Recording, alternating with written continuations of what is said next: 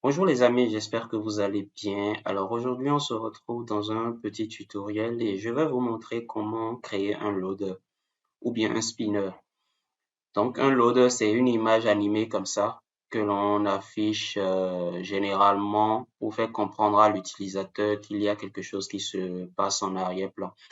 Par exemple, je fais un appel vers un web service, le temps que le web service me réponde, je peux afficher quelque chose comme ça à l'utilisateur pour qu'il comprenne qu'il y a quelque chose qui se passe.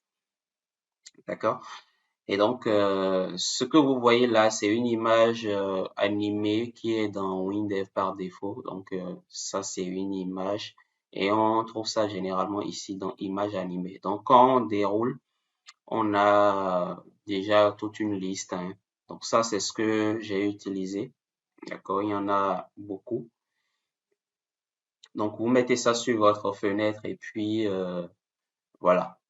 Maintenant, ce qui nous intéresse ici, c'est de comprendre comment cette image-là, elle est conçue et pourquoi, comment est-ce qu'elle est animée. D'accord? Donc, on va faire quelque chose en deux étapes. Déjà, comprendre comment l'image est conçue et ensuite comprendre comment on peut l'animer. D'accord? Donc, quand je fais description, regardez à ce niveau. J'ai l'image, j'ai le chemin de l'image ici. Et quand je mets mon curseur dessus, regardez ce qui s'affiche. Alors, pour que vous puissiez bien voir, je vais afficher, je vais ouvrir cette image-là dans Illustrator. Donc, quand on ouvre l'image, voici ce sur quoi on tombe. Ce que vous voyez là, on appelle ça un sprite sheet. Alors, un sprite sheet, c'est une image, d'accord, qui est composée des différentes étapes d'une animation. D'accord? Donc, quand vous regardez, vous voyez, c'est les différentes étapes de l'animation que vous voyez, vous avez vu tout à l'heure, en fait. Donc, on a dans un premier temps le cercle orange qui est agrandi, ensuite c'est le jaune, ensuite c'est le vert, ensuite le vert foncé, etc. Et donc, tout ça mis bout à bout et affiché très rapidement, ça donne l'illusion d'une animation. Donc, je disais tantôt, c'est ce qu'on appelle un sprite sheet. Et donc, c'est ce qui est même utilisé généralement dans les jeux vidéo pour animer des personnages. Regardez ici, par exemple. Donc, vous voyez, on a des personnages qui sont animés. Donc, vous voyez ici, walk, c'est l'animation de marche. Le run, c'est l'animation pour la course, etc. Et donc, quand on met tout ça bout en bout, on a des personnages qui sont animés comme ça. Voilà, vous voyez. Et donc, c'est le même principe qui est utilisé ici. Bien. Maintenant, quand on a une image comme ça, comment est-ce qu'elle est animée? On revient dans WinDev et quand je vais faire description, je vais dans détail et vous voyez ici on a animation et la case animée à la création est activée par défaut, d'accord? Est cochée par défaut. Et vous voyez ici on a animation image à animer et quand je clique là, on a les paramètres de notre animation. Donc, c'est une animation qui va tourner en boucle. C'est pour ça ceci est coché. Animation avant. Donc, alors, animation avant, c'est pour dire que on va commencer avec l'image, la première image, et on descend. Si c'était animation arrière, ça va être l'inverse. On commence à partir de l'image du bas et on remonte. Donc, ça là peut être dans les deux sens. Et si on avait une image comme ceci, ça va être soit de la gauche vers la droite ou de la droite vers la gauche. D'accord? Et là, on a duré entre chaque image 100 millisecondes.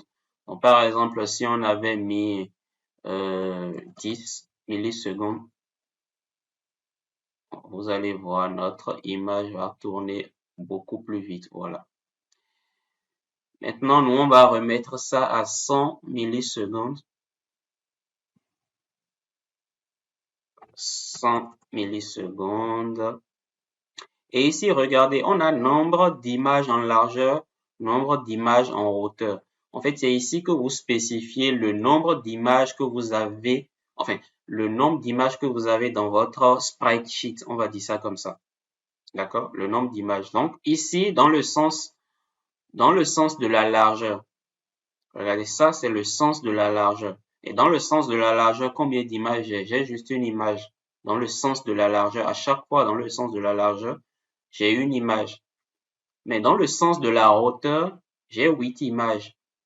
D'accord? Enfin, on va dire 8. Ça fait 1, 2, 3, 4, 5, 6, 7, 8. D'accord? Donc, mon image, j'ai une image dans le sens de la largeur et j'ai 8 dans le sens de la hauteur.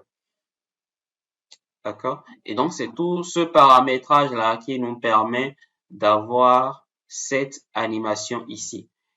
Maintenant qu'on a compris le principe, nous-mêmes, on peut concevoir nos propres spinners ou bien nos propres animations. OK? Et donc, c'est ce que moi, j'ai fait ici. Donc, je l'avais déjà fait, j'ai juste caché ça.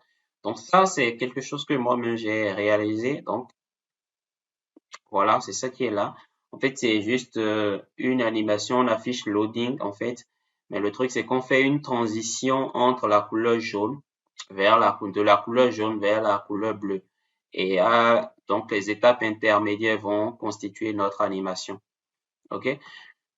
Bien. Donc, je reviens ici et quand je fais description, par exemple, moi-même, j'ai sélectionné mon image ici. Voilà. Regardez, c'est ça mon image. Et dans la partie détail, j'anime l'image.